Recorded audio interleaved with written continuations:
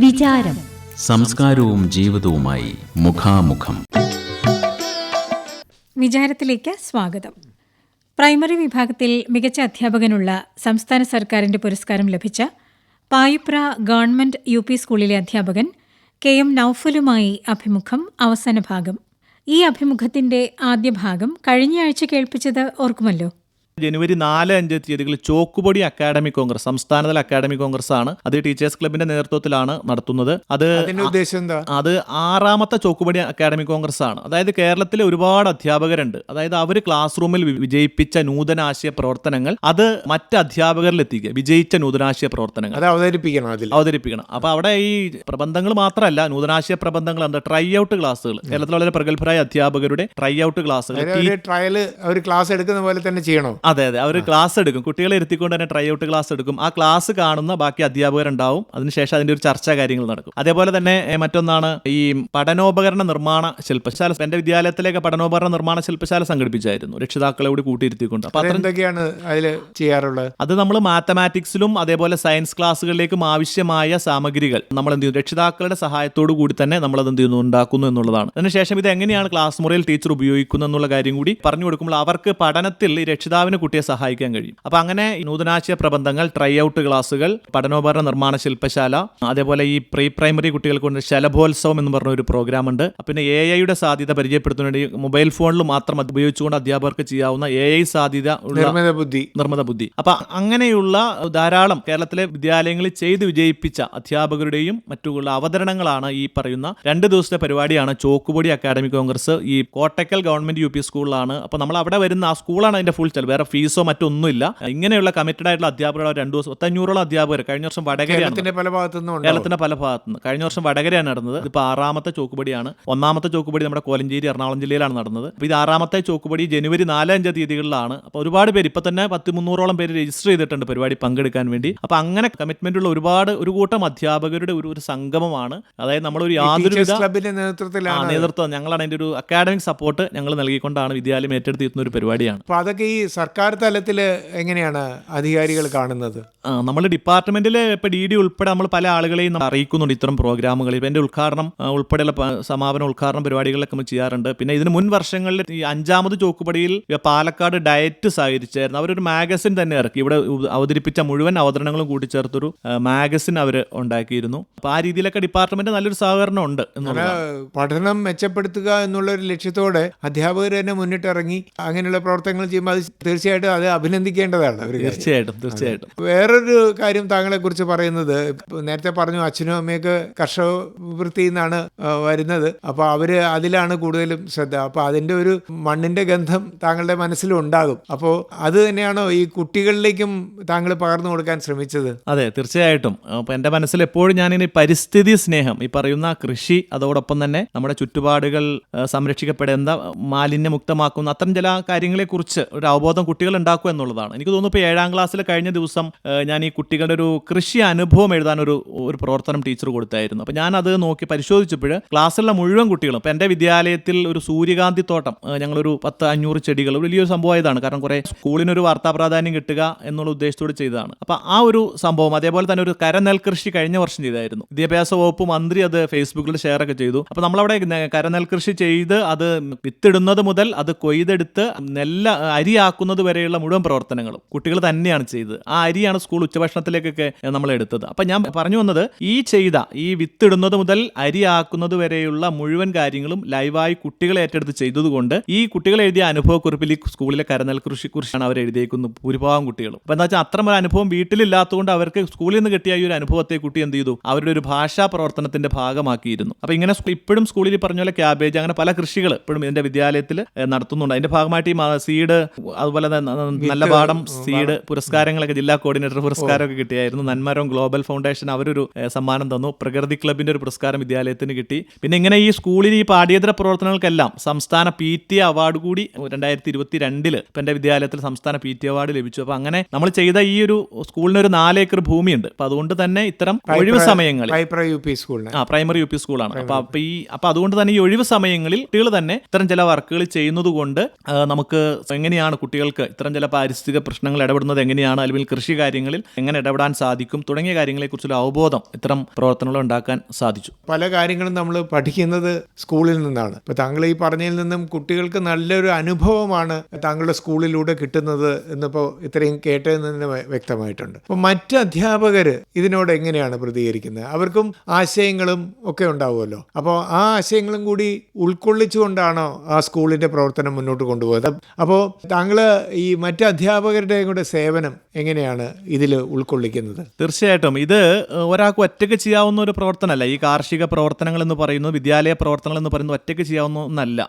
സ്കൂളിലെ പ്രധാന അധ്യാപിക HM ഉണ്ടാവും, അതേപോലെ തന്നെ PTA വലിയൊരു സപ്പോർട്ട്, അതേപോലെ തന്നെ കൂടെയുള്ള അധ്യാപകരെല്ലാവരും. അപ്പോൾ ഞങ്ങളൊരു ടീമായിട്ടാണ് എല്ലാ പ്രവർത്തനങ്ങളും. ഇപ്പോൾ ടീച്ചേഴ്സ് ക്ലബിൻ്റെ പ്രവർത്തനങ്ങളാണെങ്കിലും ഒരു ടീം വർക്കാണ്. അപ്പോൾ 1-2 പേര് നേതൃത്വം കൊടുക്കുന്നു എന്ന് മാത്രമേ ഉള്ളൂ. അപ്പോൾ ഇവിടെ വിദ്യാലയത്തിലെ മറ്റ് അധ്യാപകരെല്ലാവരും, കൃഷി ആയിക്കോട്ടെ അല്ലെങ്കിൽ മാലിന്യമുക്ത പരിപാടികളായിക്കോട്ടെ, ഇപ്പോൾ കഴിഞ്ഞ ദിവസം ഒരു ഷോർട്ട് ഫിലിം ഞങ്ങളുടെ വിദ്യാലയത്തിൽ ഒരു ഷോർട്ട് ഫിലിം നിർമ്മിച്ചു. അതായത് ജെൻഡർ ഇക്വാലിറ്റി എന്നൊരു ഇത് വെച്ചുകൊണ്ടാണ്. അപ്പോൾ അതിൽ തന്നെ ഇപ്പോൾ ഞാനതിൻ്റെ സംവിധാനവും രചനയൊക്കെ നിർവഹിച്ചെങ്കിലും ബാക്കി കാര്യങ്ങളിലെല്ലാം അതിൽ അഭിനയിച്ചവരെല്ലാം നമ്മുടെ ടീച്ചേഴ്സും അതേപോലെ തന്നെ കുട്ടികളുമാണ് അഭിനയിച്ചത്. തിരക്കഥയും അതേപോലെ ഞാൻ സംവിധാനമാണ് നിർവഹിച്ചത്. ബാക്കി എല്ലാ കാര്യങ്ങളും അതിനുവേണ്ട മുന്നൊരുക്കങ്ങളും നമ്മുടെ സെറ്റ് ക്രമീകരിക്കലും എല്ലാ കാര്യങ്ങളും നമ്മുടെ സ്കൂളിലെ അധ്യാപകരോട് കൂടി ചേർന്നാണ്. അപ്പോൾ അങ്ങനെ ഒരു ടീമായിട്ടാണ് സ്കൂളിലെ പ്രവർത്തനങ്ങളെല്ലാം നടത്തി വരുന്നത്. അതുപോലെ തന്നെ സ്കൂൾ സോഷ്യൽ സർവീസ് സ്കീം ഒന്ന് ഞങ്ങളുടെ വിദ്യാലയത്തിലുണ്ട്. അതായത് കഴിഞ്ഞ വർഷം സംസ്ഥാനത്തിൽ ആദ്യമായിട്ട് സംസ്ഥാന പൊതുവിദ്യാഭ്യാസം നടപ്പിലാക്കിയ ഒന്നാണ് school social service scheme. Ernakulam ജില്ലയിൽ തന്നെ 20 സ്കൂളുകളിൽ ഒരു പരീക്ഷണാടിസ്ഥാനത്തിലാണ് ഉള്ളത്. ഞാൻ അതിൻ്റെ എറണാകുളം ജില്ലയിലെ ജില്ലാ കോർഡിനേറ്റർ കൂടിയാണ് സോഷ്യൽ സർവീസ് സ്കീമിൻ്റെ. അപ്പോൾ ഈ സോഷ്യൽ സർവീസ് സ്കീമിൻ്റെ ഒരു ലക്ഷ്യം കൂടി തന്നെ ഇതാണ്. അതായത് അധ്യാപകരെയും അതേപോലെ കുട്ടികളെയും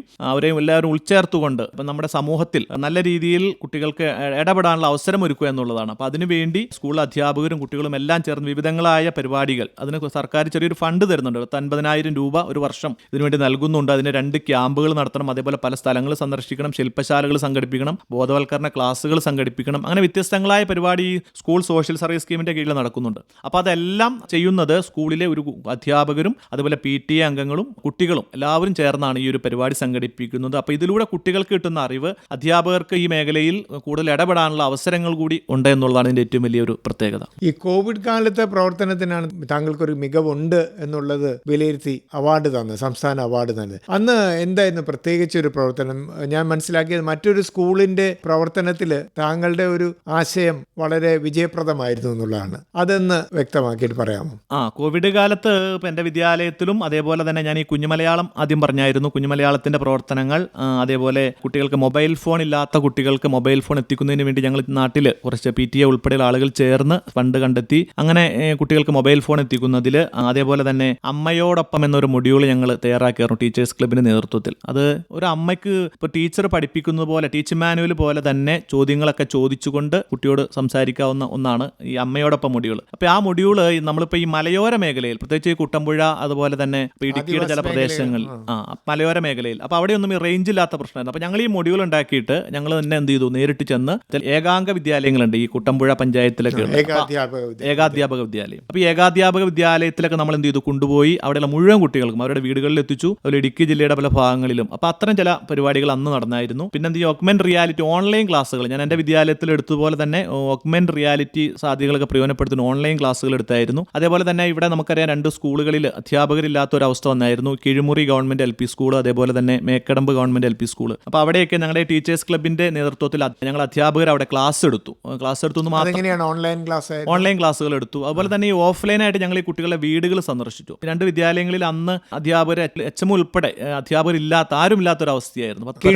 കിഴുമുറി പിറവം സബ് ജില്ലയിൽ, മറ്റൊന്ന് മൂവാറ്റുപുഴ സബ് ജില്ലയിലെ മേക്കടമ്പ് ഗവൺമെന്റ് LP സ്കൂൾ. അവിടെ ഈ വിദ്യാഭ്യാസ ഉദ്യോഗസ്ഥർ തന്നെ അധ്യാപകർ ചുമതലെടുത്തു. അപ്പോൾ നമ്മുടെ ടീച്ചേഴ്സ് ക്ലബിന്റെ ആളുകളോട് ബന്ധപ്പെട്ടിരുന്നു. അപ്പോൾ ഞങ്ങൾ തന്നെ എന്ത് ചെയ്തു, അവിടെ ഞങ്ങളുടെ സ്കൂൾ എടുക്കുന്നതിന് ഒപ്പം തന്നെ ഈ വിദ്യാലയത്തിലും ഓൺലൈൻ ക്ലാസ്സുകൾ എടുത്തു. ഈ സ്കൂളുകളിലൊക്കെ കുട്ടികളുടെ വീടുകൾ സന്ദർശിച്ചു എന്നുള്ളതാണ്. ഒരു കുട്ടിയും TC വാങ്ങി പോകുകയൊന്നും ചെയ്തിട്ടില്ല. അപ്പോൾ അങ്ങനെ ഒരു ഇടപെടൽ ആ വിദ്യാലയങ്ങളിലൊക്കെ നമുക്ക് ചെയ്യാൻ സാധിച്ചു. അതേപോലെ തന്നെ ഈ കോവിഡ് സമയത്തൊക്കെ സോപ്പ് നിർമ്മാണം, ചോക്ക് നിർമ്മാണം, അതേപോലെ തന്നെ സോപ്പ് ലോഷൻ നിർമ്മാണം, അങ്ങനെ കുട്ടികൾക്ക് ചില നിർമ്മാണ പരിശീലനങ്ങൾ ഒക്കെ നമ്മൾ ആ സമയത്ത് സംഘടിപ്പിച്ചായിരുന്നു. പിന്നെ ഈ ഒരു സ്കൂളിലെ കൃഷി, ഈ പറയുന്ന ഒരു ഏത്തവാഴ കൃഷി ചെയ്തിരുന്നു. അപ്പോൾ അതിൽ നിന്ന് ആ ഏത്തവാഴയൊക്കെ അന്ന് ഉണ്ടായ ഇതൊക്കെ നമ്മൾ ആളുകൾക്ക്, ആ പ്രദേശത്തുള്ള പാവപ്പെട്ട കുട്ടികൾക്കൊക്കെ എത്തിക്കുവാൻ സാധിച്ചു. ആ കോവിഡ് സമയത്ത് അവർക്കൊക്കെ ഒരു ഗുണകരമായി. കാരണം നമ്മളൊരു സ്കൂളിന് 2 ഏക്കർ ഭൂമി ഉണ്ടായിരുന്നു. അപ്പോൾ അവിടെയാണ് ഈ വാഴ കുലച്ചത്. അപ്പോൾ അത് നമുക്ക് ആളുകളിലേക്ക് എത്തിക്കാൻ സാധിച്ചു. അപ്പോൾ അങ്ങനെ വിദ്യാഭ്യാസ പ്രവർത്തനങ്ങളും അതേപോലെ അടിയന്തര പ്രവർത്തനങ്ങളിലും എല്ലാം ഈ ഒരു കോവിഡിന്റെ സമയത്ത് ഒരുപാട് കാര്യങ്ങൾ ചെയ്യുവാൻ സാധിച്ചു. കുട്ടികളുടെ വീടുകൾ സന്ദർശിച്ചു എന്നുള്ളതാണ്. ഇവരൊക്കെ എന്താണ് ഈ കോവിഡിന്റെ മാനദണ്ഡങ്ങളൊക്കെ പാലിച്ചുകൊണ്ട് തന്നെ തന്നെ കുട്ടികളുടെ വീടുകൾ സന്ദർശിച്ച് കുട്ടികൾക്ക് വേണ്ട മുന്നൊരുക്കങ്ങൾ നൽകി. അതുപോലെ തന്നെ വായന, ഹോം ലൈബ്രറി പദ്ധതി. ഞങ്ങൾ ലൈബ്രറിയിലൊക്കെ പുസ്തകം ഇരിക്കുമ്പോൾ ആ പുസ്തകം കുട്ടികളുടെ വീടുകളിൽ എത്തിച്ചു, ഹോം ലൈബ്രറി. അപ്പോൾ അവരൊരു ലൈബ്രറിക്ക് ഒരു പേരൊക്കെ ഇട്ട് കുട്ടികളപ്പോൾ ഈ ഒരു 10 പ്രവർത്തനങ്ങൾ ചെയ്യണം. ഈ പുസ്തകം വായിച്ചിട്ട് വായിച്ച പുസ്തകത്തെ മറ്റൊരു വ്യവഹാര രൂപത്തിലേക്ക് മാറ്റണം, വായിച്ച പുസ്തകത്തെ ചിത്രീകരിക്കണം, മികച്ച വായനക്കാരനെ തിരഞ്ഞെടുക്കും. അങ്ങനെ വ്യത്യസ്തങ്ങളായ പരിപാടികൾ ചെയ്തുകൊണ്ട് ഈ ഹോം ലൈബ്രറിയും വിദ്യാലയത്തിന്റെ ഒരു മികച്ച പ്രവർത്തനമായിരുന്നു. അപ്പോൾ ഇങ്ങനെ ചെയ്ത വ്യത്യസ്തങ്ങളായ പ്രവർത്തനങ്ങൾക്കുള്ള അംഗീകാരമാണ് ഇത്തരം ചില അംഗീകാരം വിദ്യാലയത്തെയും എന്നെയൊക്കെ തേടിയെത്തിയെന്നാണ് ഞാൻ മനസ്സിലാക്കുന്നത്. ഇതിൽ പ്രധാനമായിട്ടും വേറൊരു കാര്യം വരുന്നത് സാമ്പത്തിക കാര്യങ്ങളാണ്. അപ്പോൾ ഇതൊക്കെ ഈ മൊഡ്യൂൾ തയ്യാറാക്കുന്നതിനും ഇതിന് ബാക്കിയുള്ള കാര്യങ്ങൾ ഒരുക്കുന്നതിനും ഒക്കെ സാമ്പത്തികം വളരെ ആവശ്യമുള്ളൊരു കാര്യമാണ്. അതെങ്ങനെയാണ് കണ്ടെത്തിയിരുന്നത്? സാമ്പത്തികം ഞങ്ങൾ മറ്റാളുകളിൽ നിന്ന് പിരിച്ചു അങ്ങനെ ഒന്നുമല്ല. ഞങ്ങൾ കുറേ പൈസ ഞങ്ങൾ കയ്യിൽ നിന്ന് എടുക്കും. ഞങ്ങൾ ടീച്ചേഴ്സ് ക്ലബിൻ്റെ ആളുകൾ കയ്യിൽ നിന്ന് എടുക്കും. അതേപോലെ തന്നെ ഇപ്പോൾ നമ്മൾ ഈ അമ്മയോടൊപ്പം എന്നുള്ള മൊഡ്യൂൾ കോലഞ്ചേരിയിൽ വൈസ്മെൻസ് ക്ലബ്ബാണ് അത് സ്പോൺസർ ചെയ്ത്. അപ്പോൾ അങ്ങനെ നമ്മളെ സഹായിക്കുന്ന കുറേയേറെ ആളുകളുണ്ട്. ചില കമ്പനി അവരുടെ CSR ഫണ്ടൊക്കെ ഉണ്ടാവും. അപ്പോൾ അത്രയും ചില കമ്പനികളും അതേപോലെ ചില വ്യക്തികളും നമ്മുടെ കമ്മിറ്റ്മെൻ്റ് ഉള്ള ചില വ്യക്തികളുണ്ടാവും. അപ്പോൾ അവരൊക്കെ എന്ത് ചെയ്യും, ഞങ്ങൾ ഈ ക്യാഷ് ആയിട്ടല്ല വാങ്ങിക്കുന്നത്, ഇന്ന കടയിൽ ഇന്ന സാധനമുണ്ട്, ഇന്ന മൊഡ്യൂൾ തയ്യാറാക്കുന്നത്, അല്ലെങ്കിൽ കുറച്ച് പ്രിൻ്റ് ഔട്ടുകൾ എടുക്കണം, ഇങ്ങനെയൊക്കെ പറയുമ്പോൾ അവരെന്ത് ചെയ്യും, നേരിട്ട് തന്നെ അങ്ങോട്ട് ആ ബില്ല് പേ ചെയ്ത് നമുക്ക് ആ സാധനം ഒന്ന് വാങ്ങിക്കാൻ പറ്റും. പിന്നെ അതുപോലെ തന്നെ നമ്മുടെ അധ്യാപകരിൽ തന്നെ ഇപ്പം ഞങ്ങൾ ഈ ചിത്രങ്ങളൊക്കെ ഞാൻ പറഞ്ഞായിരുന്നു, ചിത്രങ്ങളൊക്കെ വരയ്ക്കുന്ന കാര്യം. അപ്പോൾ അതൊക്കെ ഫ്രീ ആയിട്ടൊക്കെ ഒരുപാട് കലാരംഗത്തൊക്കെ പ്രവർത്തിക്കുന്ന അധ്യാപകരുണ്ട്. അപ്പോൾ അവരൊക്കെ വളരെ ഫ്രീ ആയിട്ട് നമുക്ക് ചിത്രങ്ങൾ വരച്ചു തരുമായിരുന്നു. അതേപോലെ തന്നെ നമുക്ക് സഹായിക്കുന്ന കുറേ അധ്യാപകരൊക്കെ ഉണ്ട്. അപ്പോൾ അത്തരം ചില ആളുകളുടെ ഒരു സപ്പോർട്ടോട് കൂടിയാണ് ഇതെല്ലാം നമ്മൾ ചെയ്തിട്ടുള്ളത്. ഈ കുട്ടികളുടെ മാനസിക ഘടന അത് വളരെ പ്രധാനപ്പെട്ട ഒരു കാര്യമാണ്. ഇപ്പോൾ മാനസിക ഉല്ലാസം എന്നൊക്കെ നമ്മൾ പറയുമ്പോൾ അതൊക്കെ ഇപ്പോൾ ഓരോ വീട്ടിലെ സാഹചര്യങ്ങളും സ്കൂളിലെ അന്തരീക്ഷവും ഇതൊക്കെ അതിനെ സ്വാധീനിക്കുന്ന ഘടകങ്ങളാണ്. അപ്പോൾ അങ്ങനെയുള്ള കാര്യങ്ങളിൽ ഇപ്പോൾ ഒരു അധ്യാപനത്തിലൂടെ നമുക്ക് കുട്ടികൾക്ക് മാനസികമായിട്ടുള്ളൊരു വളർച്ച ഉണ്ടാകണം എന്നുള്ള രീതിയിലുള്ള പ്രവർത്തനങ്ങൾ ഉണ്ടായിരുന്നു ഇതിൻ്റെ കൂട്ടത്തിൽ.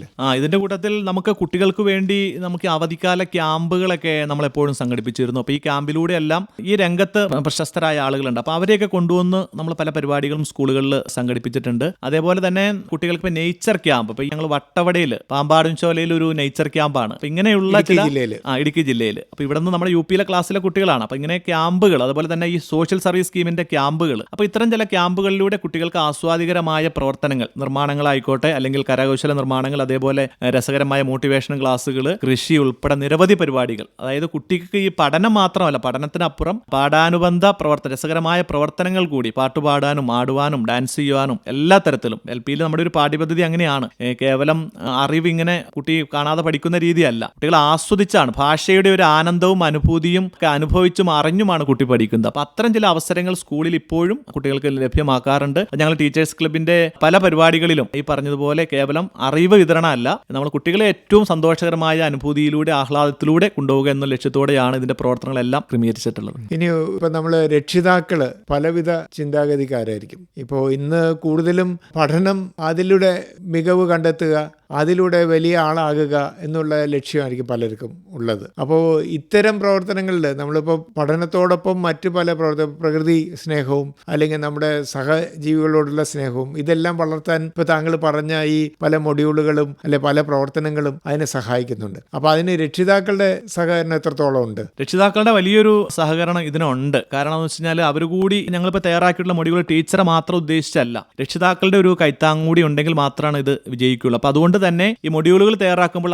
ആദ്യത്തെ ഒരു ചടങ്ങെന്ന് പറയുന്നത് രക്ഷകർത്തൃ ബോധവൽക്കരണമാണ്. എന്താണ് ഇതുകൊണ്ടൊരു ഗുണം എന്താണ്? ഇപ്പം ഞങ്ങൾ ഈ സ്റ്റിക്കറൊക്കെ ഒട്ടിച്ചുകൊണ്ടാണ് ചില മൊഡ്യൂളുകളൊക്കെ തയ്യാറാക്കിയിട്ടുള്ളത്. അപ്പോൾ 32 ചിത്രങ്ങളുണ്ടാവും. അപ്പോൾ ഈ ചിത്രം ഓരോ ദിവസവും കുട്ടിയുടെ നോട്ട് ബുക്കിൽ ഒട്ടിച്ചു കൊടുക്കുന്നു. പിറ്റേ ദിവസം അവൻ അതിലെ വാക്കുകൾ വായിച്ച് വോയിസ് ഗ്രൂപ്പിലൂടെ ഇടുന്നു. അത് കോപ്പിയായിട്ട് കുട്ടി എഴുതി വെക്കുന്നു. ഇതെല്ലാം നടക്കണമെങ്കിൽ രക്ഷിതാവിൻ്റെ വളരെ ഒരു സപ്പോർട്ടുണ്ട്. അപ്പോൾ രക്ഷിതാക്കൾ ഇത് കൃത്യമായിട്ട് കുട്ടിക്ക് ഗുണകരമാണ് എന്നുള്ള ഒരു ബോധ്യത്തിന്റെ അടിസ്ഥാനത്തിൽ, അപ്പോൾ അതുകൊണ്ട് തന്നെ ഞങ്ങൾ ഈ മൊഡ്യൂളുകളൊക്കെ വിനിമയം ചെയ്യുമ്പോൾ ആദ്യത്തെ ഒരു ക്ലാസ്സും അതേപോലെ ഒരു പോസ്റ്റ് ടെസ്റ്റ് നടത്തും. അപ്പോൾ ഈ പോസ്റ്റ് ടെസ്റ്റ് എടുത്തും രക്ഷിതാവിനെ വിളിച്ചു വരുത്തി അവരോട് കൃത്യമായിട്ട് ഇതിന്റെ ഒരു ഫീഡ്ബാക്ക് നമ്മൾ ആരായും. അതായത് ആദ്യത്തെ ആ മൊഡ്യൂളെല്ലാം കുട്ടികൾ ചെയ്തു കഴിഞ്ഞാൽ അതിന് തുടർന്നുള്ള അതിന്റെ ഒരു റിസൾട്ട് വിശകലനം ചെയ്യുന്ന രീതിയാണ്. അതെ, പ്രീ ടെസ്റ്റ് നടത്തി കുട്ടിയുടെ നിലവിലുള്ള അവസ്ഥ നമ്മൾ വിലയിരുത്തുന്നു. അതിനുശേഷം നമ്മൾ അതിന്റെ ഒരു പോസ്റ്റ് ടെസ്റ്റ് നടത്തുന്നു. ഈ രണ്ട് സമയത്തും അതുപോലെ ഇത് എങ്ങനെയാണ് ഈ ക്ലാസ്സുകൾ എങ്ങനെയാണ് എടുക്കുന്നത്, അതിന്റെ ഒരു ട്രൈ ഔട്ട് രക്ഷിതാവിനെയും കുട്ടിയെ ഇരുത്തിയാണ് ചെയ്യുന്നത്. ലാസ്റ്റ് അതിന്റെ ഒരു ഫൈനൽ രക്ഷിതാവിനെ വിളിച്ചിരുത്തി കുട്ടിക്കുണ്ടായ ഒരു മാറ്റം അവരെ ബോധ്യപ്പെടുത്തുന്നു. അപ്പം അങ്ങനെയൊക്കെയാണ് നമ്മൾ ഈ പറയുന്ന മൊഡ്യൂളുകളും അതേപോലെ ശില്പശാലകളൊക്കെ മുന്നോട്ട് നയിക്കുന്നത്. ഇനി വരും കാലങ്ങളിൽ, അതായത് ഇപ്പോൾ നമുക്കറിയാം, ഇപ്പോൾ വിദ്യാഭ്യാസ മേഖലയിൽ വളരെയേറെ മാറ്റങ്ങൾ ദേശീയ തലത്തിലും ഒക്കെ പാഠ്യപദ്ധതിയിലൊക്കെ വന്നുകൊണ്ടിരിക്കുകയാണ്. അപ്പോൾ ഇപ്പോൾ തന്നെ ഇടയ്ക്ക് ചില ചിന്താഗതികൾ ഉണ്ടായിരുന്നു. ഒരേ ഒരു രീതിയിലുള്ള വിദ്യാഭ്യാസം ഇന്ത്യ ഒട്ടുക്ക് നടത്തുക, അല്ലെങ്കിൽ ഒരേ സിലബസ്, ഇങ്ങനെയുള്ള ചില ചിന്താഗതികളൊക്കെ വന്നിരുന്നു. അതൊന്നും ഇതുവരെ പ്രാവർത്തികമായിട്ടില്ല. അപ്പം അങ്ങനെയുള്ള ചില ചിന്തകളും ഒക്കെ നടക്കുമ്പോൾ ഇത്തരം പഠനങ്ങളും പ്രവർത്തനങ്ങളും, ഇങ്ങനെയുള്ള പഠനങ്ങൾ എത്രത്തോളം നമുക്ക് കുട്ടികൾക്ക് നാളെ മെച്ചമായിരിക്കും, അതിൻ്റെ ഒരു ഗുണം ഇപ്പോൾ ഇത്രയും വർഷത്തെ അനുഭവം വെച്ചുകൊണ്ട്, ഇപ്പോൾ താങ്കൾ പറയുകയാണെങ്കിൽ ഏകദേശം 15 വർഷത്തിലേറെ ആയുള്ള അധ്യാപന പരിചയം താങ്കൾക്കുണ്ട്. അത് വെച്ച് നോക്കുമ്പോൾ താങ്കൾ ഇതിനെ എങ്ങനെയാണ് വിലയിരുത്തുന്നത്? നമ്മുടെ നിലവിലെ ഒരു പാഠ്യപദ്ധതി പ്രവർത്തനാധിഷ്ഠിതവും ശിശു സൗഹൃദവുമാണ്. അതുകൊണ്ട് തന്നെ നമ്മുടെ ആ ഒരു പാഠ്യപദ്ധതിയിൽ കുട്ടിക്ക് തൻ്റെ ഒരു പ്രാദേശികമായ ചില അനുഭവങ്ങൾ, കുട്ടി എന്ന ഭാഷ എന്ന് പറഞ്ഞ ഇംഗ്ലീഷ്, മലയാളം തുടങ്ങിയ വിഷയങ്ങളിൽ കുട്ടി ഉണ്ടായി അവൻ്റെ അനുഭവങ്ങളാണ് അവൻ പ്രകടിപ്പിക്കുന്നത്. അത് ഏറെ ആസ്വാദികരമായിരിക്കണം. അപ്പോൾ ആസ്വാദികരമാവണമെങ്കിൽ അവൻ്റെ ചുറ്റുപാടിന്, ഇപ്പം ഞാനൊക്കെ ഒരു ഗ്രാമപ്രദേശത്ത് നിന്ന് വരുന്ന ഒരു വ്യക്തിയാണ്. അപ്പം അതുകൊണ്ട് തന്നെ പ്രാദേശികമായി കുട്ടികൾക്കുള്ള ചില താല്പര്യങ്ങളും ഇഷ്ടങ്ങളൊക്കെ ഉണ്ട്. അപ്പം അത് പ്രകടിപ്പിക്കാൻ കുട്ടികൾക്ക് ഏറെ ഇഷ്ടമാണ്. അപ്പോൾ ഈ പാഠ്യപദ്ധതി നമ്മളിപ്പോൾ കേന്ദ്രീകൃതമായിട്ടാണ് പാഠ്യപദ്ധതി തയ്യാറാക്കുന്നതെങ്കിലും നമ്മൾ അതിനെ എന്ത് ചെയ്യുന്നു, തൻ്റെ നാടിൻ്റെ പ്രത്യേകതകൾ അതേപോലെ കുട്ടികളുടെ ഇഷ്ടങ്ങളെ പരിഗണിച്ചുകൊണ്ടാണ് നമ്മളിപ്പോഴും അത് മുന്നോട്ട് കൊണ്ടുപോകുന്നത്. അപ്പോൾ അത്തരത്തിലുള്ള ഈ ഒരു പ്രക്രിയയിൽ ഇപ്പോൾ അറിവ് നിർമ്മാണം, ഞാൻ ആദ്യം പറഞ്ഞു, അറിവിൻ്റെ ഒരു നിർമ്മാണമാണ് നടക്കുന്നത്. അപ്പോൾ ഈ ഒരു അറിവിൻ്റെ നിർമ്മാണത്തിൽ ഇതിൻ്റെ പ്രക്രിയ എന്ന് പറയുന്നത് ഏറ്റവും പ്രധാനപ്പെട്ട കാര്യമാണ്. കേവലം ഇങ്ങനെ വായിച്ച് കുട്ടിക്ക് പറഞ്ഞു കൊടുക്കലല്ല. അപ്പോൾ ഈ പ്രക്രിയയിൽ കുട്ടിയുടെ ഇടപെടലാണ് ഏറ്റവും പ്രധാനപ്പെട്ട കാര്യം. അവിടെ അധ്യാപകൻ ഒരു സഹായി മാത്രമാണ്. അപ്പോൾ അവൻ്റെ പ്രാദേശികമായ ഇടപെടലുകൾ അല്ലെങ്കിൽ അനുഭവങ്ങൾ ഏറെ പ്രധാനപ്പെട്ടതാണ്. അതുകൊണ്ട് തന്നെ നമ്മുടെ ഈ ഒരു പാഠ്യപദ്ധതി വിനിമയം ചെയ്യുമ്പോൾ പ്രാദേശികമായ കാര്യങ്ങൾ കൂടി ഉൾച്ചേർത്തുകൊണ്ട് വേണം മുന്നോട്ട് പോകാനെന്നാണ് എൻ്റെ ഒരു വ്യക്തിപരമായ അഭിപ്രായം. അതായത് പ്രാദേശികമായിട്ടുള്ള കാര്യങ്ങൾ, നല്ല കാര്യങ്ങളും കൂടെ അതിൽ ഉൾപ്പെടുത്തണം, അതിൻ്റെ ചിന്താഗതികളും കൂടെ ഇതിൽ ഉൾച്ചേർത്ത് വേണം നമ്മളൊരു പദ്ധതി പൂർണ്ണ രൂപം കൊടുക്കാൻ എന്നുള്ളതാണ്.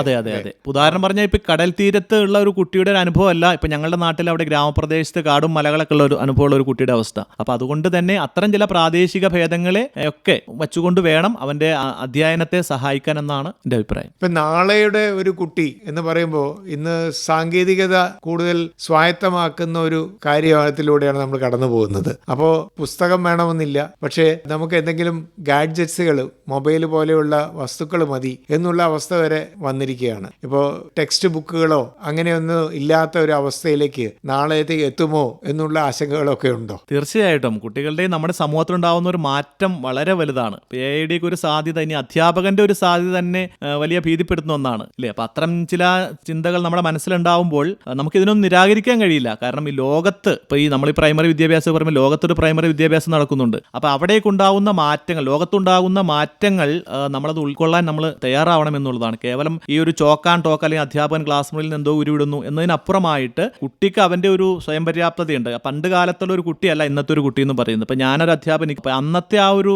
കുട്ടിയല്ല, നമ്മൾ പഠിച്ച ആ സമയത്ത് ഒരു കുട്ടിയല്ല ഇന്നത്തെ ഒരു കുട്ടി. അവന് ഒരുപാട് അറിവുകളാണ്. അപ്പോൾ അത്തരം ചില സാധ്യതകൾ ഏറ്റവും വേഗത്തിൽ, ഇപ്പോൾ ഒരു കണക്ക് കൂട്ടണമെങ്കിൽ കാൽക്കുലേറ്റർ മതി കുട്ടിക്ക്. നമ്മളിപ്പോൾ ക്ലാസ് മുറിയിൽ കണക്ക് കൂട്ടാൻ പഠിപ്പിക്കുന്നുണ്ട്, വേണ്ട എന്നല്ല ഞാൻ പറഞ്ഞത്. പക്ഷേ ഈ കുട്ടി കുറച്ചുകൂടി അഡ്വാൻസ്ഡ് ആണ്. അപ്പോൾ നമ്മുടെ ഒരു വിദ്യാഭ്യാസ രംഗത്തും ഈ ടെക്നോളജി പരമാവധി പ്രയോജനപ്പെടുത്തിക്കൊണ്ട് കുട്ടികളുടെ ഈ അറിവിനപ്പുറം അവൻ്റെ ശേഷികൾ കൂടി, അവനിലുള്ള ആ ശേഷികൾ കൂടി, അതുപോലെ ആശയപ്രകടന ശേഷി അല്ലേ, നമ്മളൊക്കെ ഇപ്പോൾ കാണുന്ന, പണ്ടൊക്കെ നമ്മളൊക്കെ പഠിച്ച കാലത്ത് ഞാനിപ്പോഴും ഓർക്കുന്നു, എനിക്കൊന്നും അങ്ങനെ ക്ലാസ്സിലൊന്നും ഒരു കാര്യം പ്രകടിപ്പിക്കാനുള്ള അവസരമില്ലായിരുന്നു. അധ്യാപകന് വടിപിടിച്ച് മുന്നിൽ നിൽക്കുകയാണ്. ഇന്നത്തെ ഒരു കുട്ടി അങ്ങനെയല്ല. ആശയപ്രകടന ശേഷി വളർത്താൻ, അതുപോലെ തന്നെ ഗണിത ശേഷികൾ, അതുപോലെ തന്നെ ഭാഷാപരമായ ശേഷി, ഈ ശേഷികളാണ് നമ്മൾ എന്ത് ചെയ്യുന്നത് ഇന്നത്തെ പാഠ്യപദ്ധതിയുടെ കുട്ടികൾ വളർത്തുന്നത്. കുട്ടിയും അധ്യാപകനും തമ്മിലുള്ളൊരു ആശയവിനിമയം അങ്ങോട്ടും ഇങ്ങോട്ടും ക്ലാസ്സിൽ തന്നെ നടക്കുന്നുണ്ട്. അതെ, തീർച്ചയായിട്ടും നിർഭയമായിട്ട് കുട്ടിക്ക് പ്രതികരിക്കാൻ സാധിക്കുന്നു ഏതൊരു കാര്യത്തെക്കുറിച്ചും. വടിയെടുക്കുന്ന അധ്യാപകനല്ല, വളരെ സ്നേഹത്തോടെ സൗഹാർദ്ദപരമായ ശിശു സൗഹൃദ സമീപനത്തോടെയാണ് നമ്മൾ ഇടപെടുന്നത്. അപ്പൊ അതുകൊണ്ട് തന്നെ ഈ ഇതെല്ലാം അവസരം കിട്ടുമ്പോഴും കുട്ടി എന്ത് ചെയ്യണം, നമ്മൾ കേവലം ഒരു 4 ചുവരുകൾക്കുള്ളിൽ ഒതുങ്ങിപ്പോവാതെ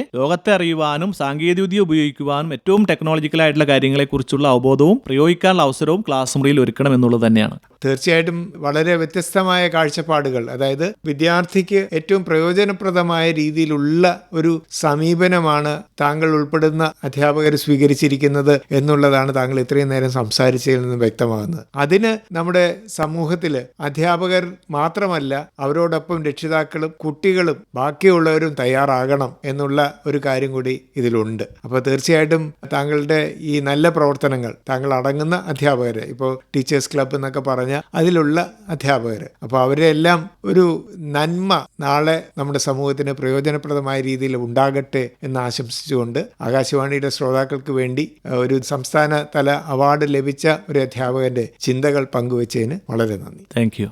പ്രൈമറി വിഭാഗത്തിൽ മികച്ച അധ്യാപകനുള്ള സംസ്ഥാന സർക്കാരിന്റെ പുരസ്കാരം ലഭിച്ച പായിപ്ര ഗവൺമെന്റ് UP സ്കൂളിലെ അധ്യാപകൻ KM നൌഫലുമായുള്ള അഭിമുഖത്തിന്റെ അവസാന ഭാഗമാണ് നിങ്ങൾ കേട്ടത്. അഭിമുഖം നിർവഹണം TP രാജേഷ്. സംസ്കാരവും ജീവിതവുമായി മുഖാമുഖം.